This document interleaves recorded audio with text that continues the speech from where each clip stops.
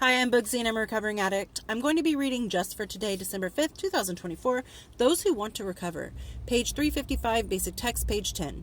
We have seen the program work for any addict who honestly and sincerely wants to stop using drugs. How do we know when someone honestly and sincerely wants to stop using drugs? The truth is that we don't know, because we cannot read minds or know another's motives and desires. We simply have to hope for the best. We may talk to a newcomer at a meeting and think we'll never see them again, only to find them several years later doing well in their recovery. We may be tempted to give up on someone who keeps relapsing or doesn't get clean right away, but we must not. No matter how unwilling someone may seem, a simple fact remains: the addict is at a meeting. We may never know the results of our 12th step work. It is not up to us to gauge the willingness of a newcomer.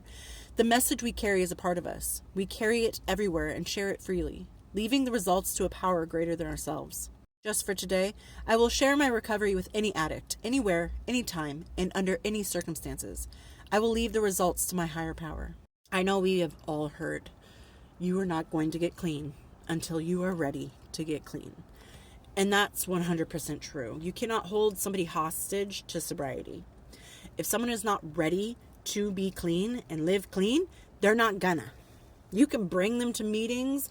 You can make them stay with you 24/7. You can try to force them into rehab. But if they are not going to and willing and wanting to be clean, they are not going to be. No matter how much you want them to be, no matter how much you tell them, recovery saves lives. Recovery is a second chance at living. It teaches you how to live. And it gives you the opportunity to know that there's something out there bigger than our addiction. But unfortunately, not everybody is ready to put the drugs down. I know when I look back at my addiction, there were so many times I tried to quit, and I didn't realize those were moments of relapse. I'm like, oh, I quit cold turkey, I walked away, and look, I've never relapsed. But then I think back and I'm like, but all those other times where I would go a month or so without using, and then I would go back to using, those were relapses. I didn't accept it like that because I wasn't ready. There was always a reservation and burning desire. I wasn't ready. It wasn't until I was walking around in the desert looking at long abandoned encampments that I realized that I've lost everything. I've lost my kids. I've lost my home. I've lost my car. I've lost everything. Self-respect, friends, reputation. I lost everything, and the only thing I had left was the breath in my lungs and the beat in my chest, and I wasn't ready to completely give every single thing I had left up to the drug. And I turned around, I put the pipe down, and I never looked back. And luckily that time it stuck. That time I was ready.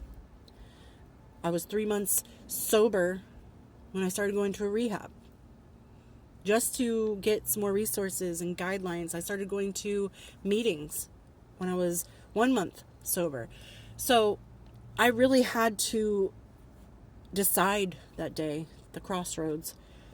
Do I continue down this path and maybe give up any ethics and morals that I have left? Do I continue down this path and perhaps get a bad batch and kill myself one day?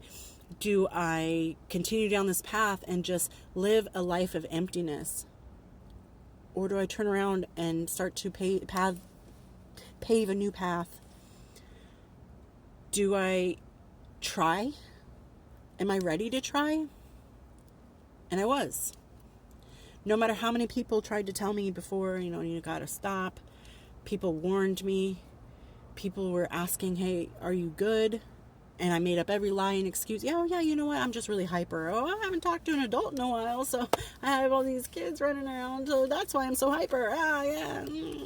Thinking that my lies and excuses were pulling one over on somebody.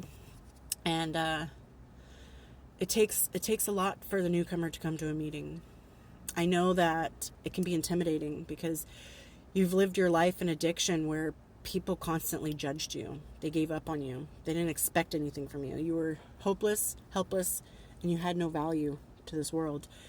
But then you go to a meeting and you're in a room full of people who are rooting for you every day. You went from, I give it 2 weeks till they relapse, to I'm going to get you to 2 weeks and I'm going to help you not relapse.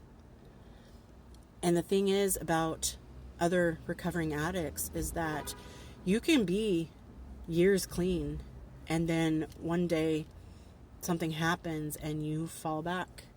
You backslide and you call somebody, whether it be a sponsor, whether it be a friend. You call somebody and they don't go, I knew you were going to fail. They go, oh my gosh, this is day one. We'll start over. We'll get you back. And it's amazing to feel that even if you screw up, even if you relapse, even if you make that mistake and you trip and fall, somebody's going to be there to help you up. That person who understands where you're coming from is going to help you back up. You walk into a meeting blitzed out of your mind after 2 years of being clean, after 3 years, after a few months being clean. Nobody's going to turn you away. They're going to hold you closer. They're going to understand that something terribly went wrong in your life, and we are going to help fix it. We're going to help guide you back onto the road to recovery because we know that you have it in you. So you're not going to get clean until you're ready to get clean. We can't hold you hostage to sobriety, but we can certainly show you the way.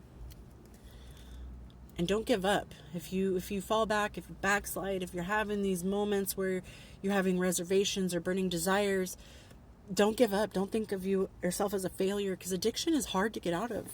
It's something that not everybody gets to experience. Recovery is not for everyone, unfortunately.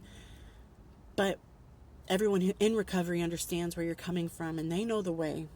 They're the type of people that will run out of the fire to get water and bring it back to those who are stuck in the fire. So don't give up. Don't give up on somebody else. Understand that it's difficult to watch a loved one struggle with addiction, knowing that once you're out, it's so much easier once you're out. Oh my gosh. But getting out is the hard part. And we understand that. So we understand if you're not ready yet, because there were times we weren't ready yet either. So love one another, support one another, and understand that you're not alone. Never alone, never again. And we are worth our recovery. And I hope everyone's doing well out there, and I'll talk to you later. Bye.